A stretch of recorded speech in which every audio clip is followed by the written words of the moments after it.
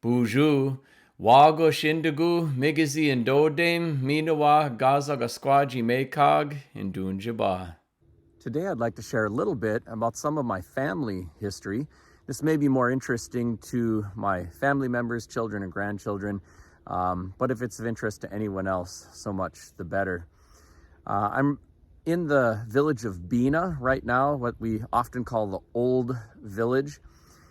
Technically, this entire village was located right on the shore of Lake Winnie, which is just on the other side of the train tracks and Highway 2 from here. When the Chippewa National Forest was established, a lot of the village members there kind of got displaced to the south side of the train tracks, which is where this part of the village of Bena is located. And this is my ancestral village where most of my family members on my mom's side have lived for many generations. So right behind me is my grandfather and grandmother's house, Eugene and Luella Seelye. And in a minute, I'll share a little bit more about the Matthews side of the family. My grandmother's maiden name was Matthews, and they have family origins to the village of Pokegama. So I'll talk about that in just a minute. But the Seelyes have been in Bena forever. And the house that my mother grew up in is just on the other side of this one, the remains of it. The house was so tiny. There were 5 children. She had 4 siblings. And every night they had to take all the chairs out and throw them outside so there was room for all of the kids to lay down on the floor and sleep in there. It was a small and humble affair, just a wood house. But by the time she was an adult, her grandparents on the Seelye side had passed away, and my grandfather Eugene had inherited, he was the youngest of all of his siblings, the house that's right behind me, and fixed it up a little bit. And my youngest uncles actually lived in that house for at least some of their upbringing. And there's kind of a little chain of houses, all Seelyes. So initially, my Uncle Davy had a house right next to this one. My grandmother put in a trailer house on the other side of that, and she actually lived in that for some time later in her life. And my Uncle Lanny ended up taking this house right behind me. And in all directions from here, we have Seelye family members and also Matthews family members. The Seelye line is a pretty ancient one here in the village of Bena.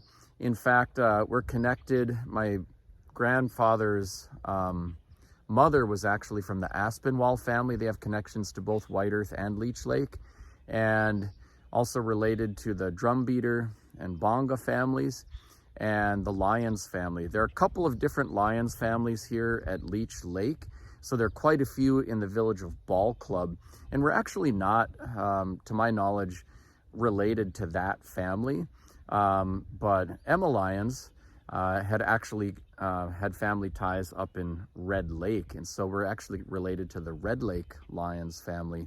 But as happened to many a fine young Red Laker, she fell in love with a Leech Lake boy and ended up moving to the village of Bena. And so it's a little bit about the Seelye family here. Our line goes all the way back to the Smith family and to the Wabujig family. Wabujig Whitefisher was a famous warrior in the Ojibwe world and has actually family ties at Leech Lake, at White Earth, and even up at Boys Ford as well, and probably other places as well. And so I will now show you a little bit about the origins of the Matthews family as well. I came down the road just a little ways to the Pokegama Dam recreation area. In former times, there was an Ojibwe village located here, and the word Pokegama is derived from the Ojibwe name for the village, which is Ga-Bakegamog. Bake has to do with something going off to the side, and the water here actually spreads out in several directions from here, and so just kind of described the waterway. After the Treaty of 1855, much of the Ojibwe lands in this part of the state of Minnesota had been ceded, and or technically not ceded, but changed to shared use with the newcomers, and reservations were established that the Ojibwe would have exclusive use of and access to. And so there were actually 12 Ojibwe reservations that had been established by treaty at that point in time. Today there are only 7 Ojibwe reservations in the state of Minnesota. And from 1855 on until the 1860s, this was one of the Ojibwe reservations in the state of Minnesota. The actual reservation site and village location's just a little ways from here. The dams were constructed later in the 1800s, and this dam right behind me actually ended up flooding some of the original village site. My relatives on the Matthews side of our family were actually from this village. So the village chief was named No Case, and that's translated as Little Bear. People who speak or know much about Ojibwe today are usually familiar with the word Makwa for bear and Makoos for a little bear, and are sometimes confused to hear the word No Case used for little bear. Even with my work in the Ojibwe language, it's a little bit of a question why that is the case. And one of the possibilities is that this was just a dialect variation, and the word no ke has actually dropped out of usage in the Ojibwe language. And the other one, which I tend to favor, is that we actually had more than one word for bear, and the word makwa is used for a black bear, and the word no ke was actually used for a grizzly bear. So no case would mean little grizzly bear. This was the name of the village chief, and I'm a direct descendant of him.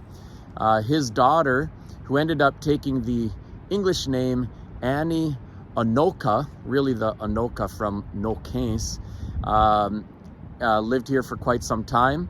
And then her daughter Isabel ended up being my great-grandmother, and her daughter Luella Matthews was my grandmother. So Isabel had actually married Harris Matthews, and this is where the Matthews name comes into our family, and ended up having numerous children together.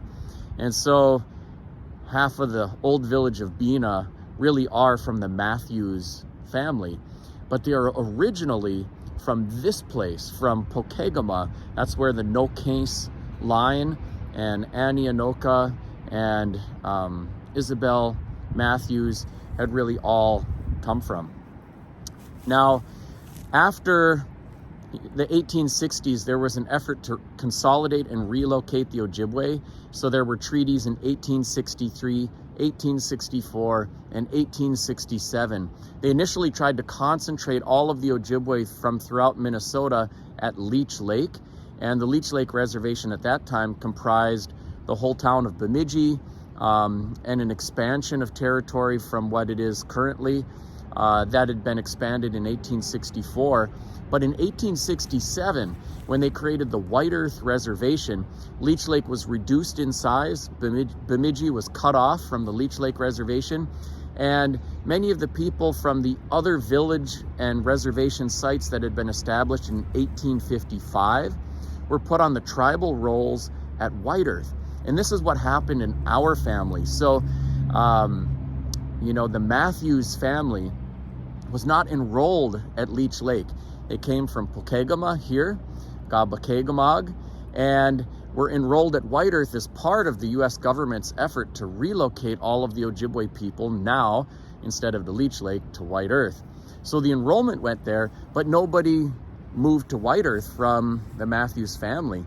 In fact, because the Pokegama area was getting flooded with white settlers and the original village site had been flooded by the dam, they moved just down the road to the village of Bena. And that's how the Matthews family ended up in Bena.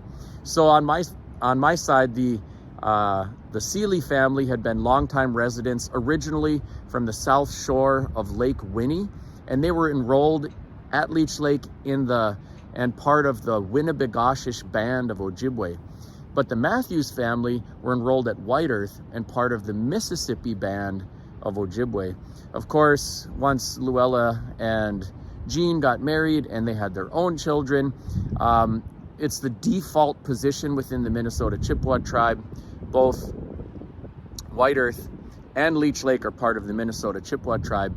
It's the default position that children would be enrolled under their mother. So all of the, Jean, Seelye, Luella, Matthews kids were actually enrolled at White Earth initially. My uncles, my mom's brothers, switched their enrollment over to Leech Lake. My mother never did, so she stayed enrolled at White Earth throughout her life. And that's a little bit about origins of the Matthews and Seelye families. This is Bena's Lakeview Cemetery, and where my mom is buried, and my grandparents, numerous aunts, uncles, cousins, and for many, many generations. I come here and think about them. I miss many of them terribly.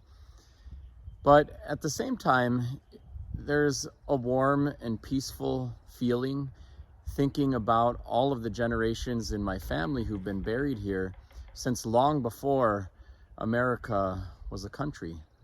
And it gives me a sense of connection through the generations to my family members here and to this part of planet Earth. In my view, although there are many ways to speak to Indigenous life and identity and so forth, the connection to land and generations is one of the things that carries a lot of meaning for me. Miigwech? Miigwech for watching today. I'm Anton Treuer.